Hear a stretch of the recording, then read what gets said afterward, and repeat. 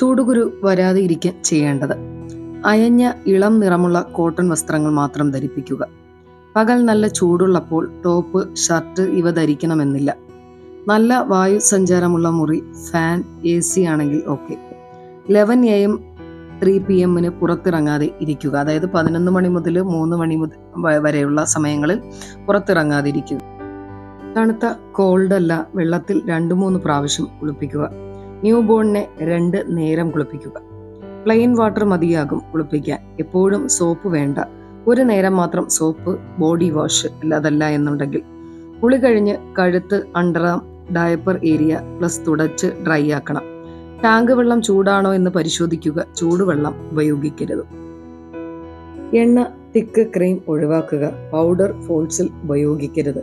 Diaper ഇടയ്ക്കിടെ മാറ്റുക. 4 മണിക്കൂറിന് ശേഷം അടുത്തത് മാറ്റുക. തണുത്ത വായു സഞ്ചാരമുള്ള മുറിയിൽ മാത്രം ഇരിക്കുക. ഫാൻ, AC ഉള്ള സ്ഥലത്ത്. ടൈറ്റ് വസ്ത്രങ്ങൾ ഒഴിവാക്കുക. സ്കിൻ ബ്രീത്ത് ചെയ്യാൻ വിടുക. തണുത്ത വെള്ളത്തിൽ മുക്കിയ ഒരു തുണി 5-10 മിനിറ്റ് ചൂടുകുരു ഉള്ള ഏരിയയിൽ വെക്കുക. ഇത് 3 തവണ ദിവസേന ചെയ്യാവുന്നതാണ്. ഐസ് നേരിട്ട് ഉപയോഗിക്കരുത്. ചൂടുകുരുവിൽ പുരട്ടാവുന്നത്: കലാമിൻ ലോഷൻ നേർമയായി പുരട്ടുക. അലോവേര ജെൽ പാച്ച് ടെസ്റ്റ് ചെയ്തിട്ട് മാത്രം ഉപയോഗിക്കുക. സ്കിൻ കാമാവും, ഇച്ചിങ് കുറയും. മോസ്റ്റ് റാഷസ് 1-3 ദിവസത്തിനുള്ളിൽ തന്നെ മാറുകയും ചെയ്യും.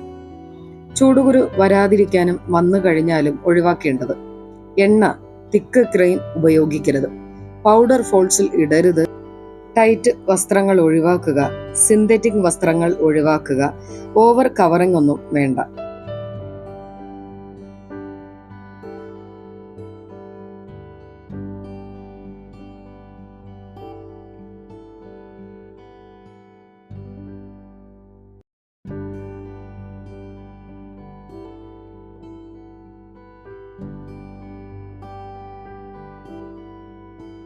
Hi dears, welcome to my channel. Tips and tricks എന്ന ഈ ചെറിയ ചാനലിലോട്ട് നിങ്ങൾക്ക് ഏവർക്കും സ്വാഗതം.